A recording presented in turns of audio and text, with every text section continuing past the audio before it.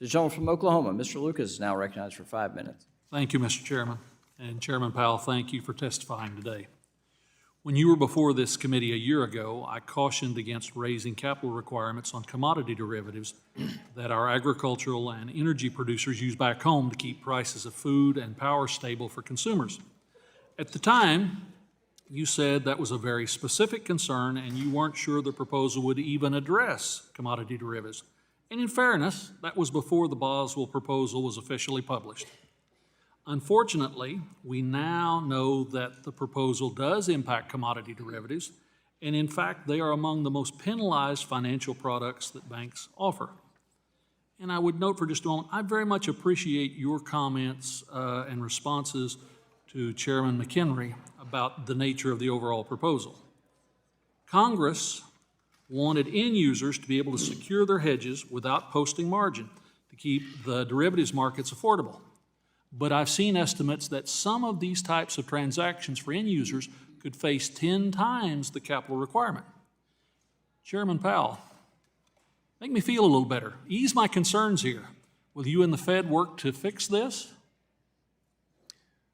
Let me start by saying I want to echo the fact that our commodity markets and our capital markets are a huge national asset, and we need them to be functioning well and with as little friction as possible.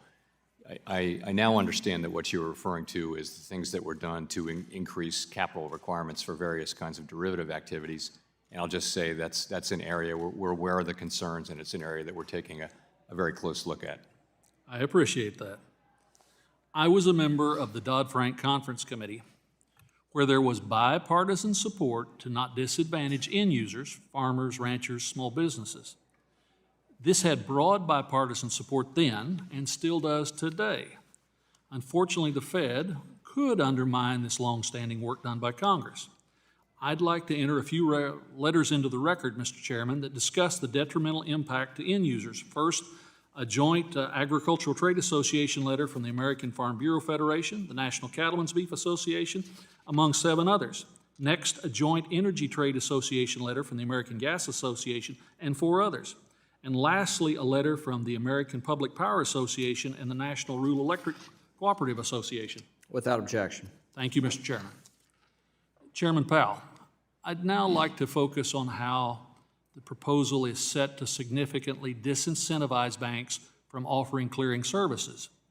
In Dodd-Frank, Congress mandated central clearing as a way to reduce risk in the system.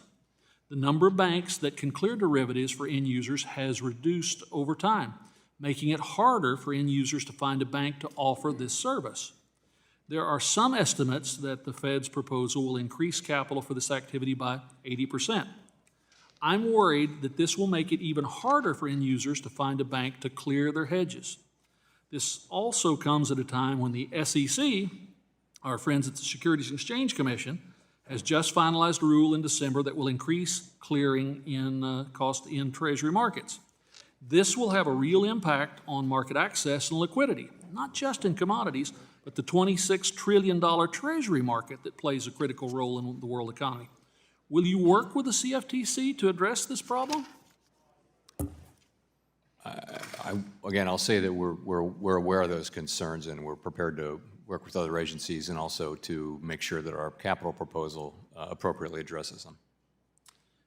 The strength of central clearing is entirely dependent on banks' willingness to participate, and problems with the Boswell endgame warrant a full reproposal to give us time to appreciate their consequences. And there are real consequences, as you and I both know, Mr. Chairman. And with that, Mr. Chairman, I yield back the balance of my time.